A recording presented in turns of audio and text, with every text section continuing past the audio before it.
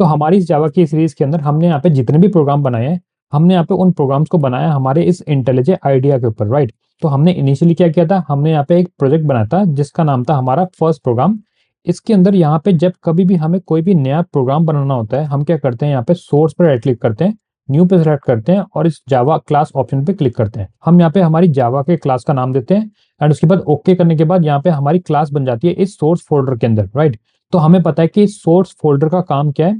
इस SRC folder का काम ये है कि जितना भी प्रोग्राम हम बनाते हैं, जितनी भी फाइल्स हम बनाते हैं, हम यहाँ पे उन फाइल्स को जाके सेव करते हैं इस सोर्स फोल्डर के अंदर, राइट। या एक तरीके से मैं ये कहूँ कि जितनी भी फाइल्स हम बनाते हैं वो डायरेक्टली हम बनाते हैं इस सोर्स फोल्डर के अंदर, ठीक है।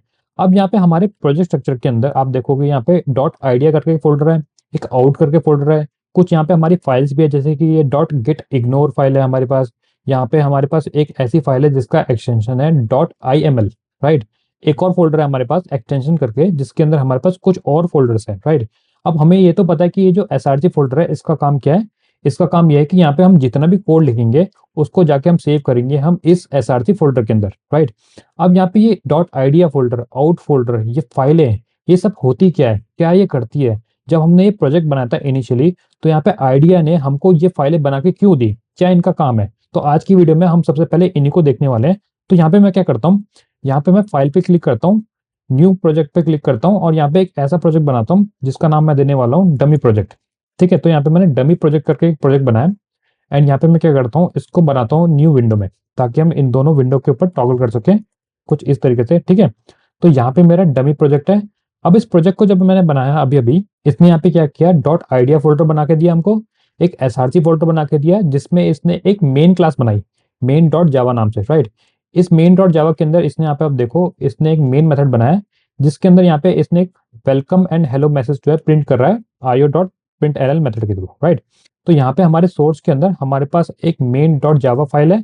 अब यहाँ पे सोर्स को अगर मैं क्लोज करूँ तो आप देखो यहाँ पे हमारे पास एक और फाइल है जो कि है हमारी डॉट गिट इग्नोर नाम से। इसके नीचे यहाँ पे हमारे पास एक और फोल्डर है एक्सटर्नल लाइब्रेरीज करके एंड उसके नीचे एक और फोल्डर है जो कि है हमारा स्क्रैचेस एंड कंसोल करके, ठीक है।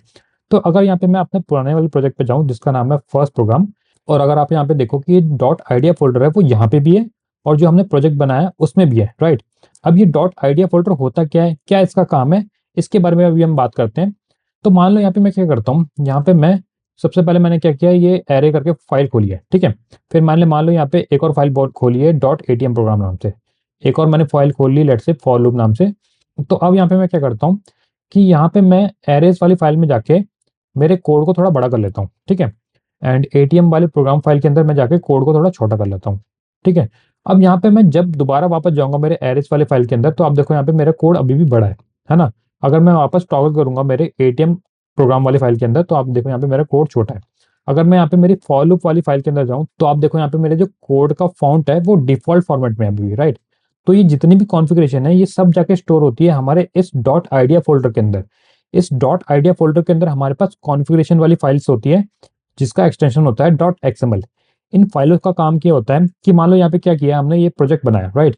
इस प्रोजेक्ट के अंदर जितनी भी कॉन्फ़िगरेशन होगी, कॉन्फ़िगरेशन का मतलब यह है कि आप यहाँ पे जो भी फॉर्मेट यूज कर रहे हो, जैसे कि यहाँ पे मान लो मेरे इस पूरे प्रोग्राम के अंदर मैंने यहाँ पे 3 टैब खोल रखे हैं, ठीक है। अब मान लो मेरे प्रोग्राम के अंदर, यहाँ मेरे इस प्रोजेक्ट के अंदर यहाँ पे मैंने 10-12 टैब खोल रखे हैं। अब यहाँ पे इस डॉट आइडिया फोल्डर के अंदर ये सारी इंफॉर्मेशन जो है वो स्टोर होगी। साथ में ये भी स्टोर करेगा कि मेरा एक्टिव टैब कौन सा है। जैसे कि अभी मैं यहाँ पे इस for loop dot Java file के अंदर एक्टिव हूँ, राइट। यहाँ पे मैं कुछ कोड लिख रहा हूँ कुछ इस तरीके से, ठीक है। अगर मान लो यहाँ पे मैं मूव करता हूँ इस एरे वाली फाइल के अंदर, तो एक तरीके से ये मेरा एक्टिव टैब हुआ। तो ये जितनी भी इंफॉर्मेशन है ये सारे स्टोर हो रही है हमारे इस डॉट आइडिया फोल्डर के अंदर, ठीक है। जितनी भी कॉन्फ़िगरेशन है हमारे इस प्रोजेक्ट से रिलेटेड। अब यहाँ पे हम क्या करते हैं, हमारे प्रोजेक्ट की थीम भी हम चेंज कर सकते हैं। मान लो कि यहाँ पे मुझे फॉन्ट का जो कलर है वो कोई दूसरा रखना है। जैसे हमारे मोबाइल फोन के अंदर हम क्या करते हैं, डिफरेंट डिफरेंट थीम लगाते हैं, राइट। कि हमारे आइकन का कलर कुछ और होना चाहिए, उनका साइज कुछ और होना चाहिए, फिर जो हमारी नोटिफिकेशन पैनल होता है उसका हमें कलर कुछ और चाहिए। इसी तरह से मान लो कि यहाँ पे मुझे इस पूरे प्रोजेक्ट का थीम कुछ अलग रखना है, तो उस थीम की जो इंफॉर्मेशन होगी, मान लो कि यहाँ पे मैंने प्रोजेक्ट को क्लोज कर दिया, फिर यहाँ पे नेक्स्ट टाइम मैंने इस प्रोजेक्ट को दोबारा ओपन किया, तो वो जो थीम मैंने लास्ट टाइम सेलेक्ट करी थी वो थीम मेरी दोबारा यहाँ पे इस प्रोजेक्ट में आनी चाहिए, राइट। तो ये सारी कॉन्फ़िगरेशन से रिलेटेड जितनी भी इंफॉर्मेशन है वो सारी स्टोर होती है हमारे इस डॉट आइडिया फोल्डर के अंदर, राइट। अब यहाँ पे हमें ये तो पता चल गया कि ये डॉट आइडिया फोल्डर क्या करता है, क्या इसका यूज है, क्यों यहाँ पे इंटेलिजेंट ने हमको ये फोल्डर बना के दिया है, ठीक है। अब इस फोल्डर के नीचे आप देखोगे यहाँ पे एक आउट फोल्डर आ रहा है। बट अगर यहाँ पे मैं अपने इस नए प्रोजेक्ट पे जाऊँ तो आप देखो यहाँ पे कोई भी आउट फोल्डर नहीं आ रहा। अब अगर मैं आपको क्या करूँ, यहाँ पे मेरे इस मेन प्रोग्राम को रन करके दिखाऊं, तो रन करने के बाद आप देखो यहाँ पे मेरा आउट फोल्डर बन चुका है। तो इसका मतलब क्या है? इसका मतलब ये है कि देखो, जब भी हम जावा के प्रोग्राम को रन करते हैं तो रन करने के बाद क्या होता है, हमारी एक फाइल जनरेट होती है जिसका एक्सटेंशन होता है डॉट क्लास, राइट। तो इनिशियली हमारे प्रोग्राम का एक्सटेंशन क्या होता है, डॉट जावा। जब हम उसको रन करते हैं तो हमारी एक डॉट क्लास फाइल जनरेट होती है, राइट, जिसको हम बाइट फाइल भी कहते हैं। तो वो जो फाइल होती है वो जनरेट होने के बाद कहाँ जाती है, वो जाती है हमारे इस आउट फोल्डर के अंदर। तो आप देखो, इस आउट फोल्डर के अंदर एक और फोल्डर है प्रोडक्शन करके। इस प्रोडक्शन फोल्डर के अंदर हमारे पास एक और फोल्डर है डमी प्रोजेक्ट नाम से। डमी प्रोजेक्ट किसका नाम है, जो हमारे प्रोजेक्ट का नाम है, वही इसने यहाँ पे क्या किया, उसी नाम से एक फोल्डर बना दिया है।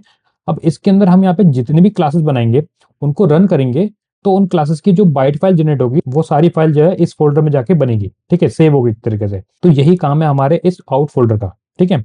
अब यहाँ पे हमारे पास, हमें पता है कि जो सोर्स फोल्डर है एसआरसी, इसका काम क्या है कि जितना भी हम यहाँ पे प्रोग्राम बनाएंगे, जितनी भी हम यहाँ पे फाइल बनाएंगे, वो सारी फाइल हम यहाँ पे इस एसआरसी फोल्डर के अंदर बनने वाली है, राइट। अब यहाँ पे हम आते हैं हमारे नेक्स्ट फाइल के अंदर, जो कि है हमारा डॉट गिट इग्नोर। अब ये गिट इग्नोर फाइल क्या होती है?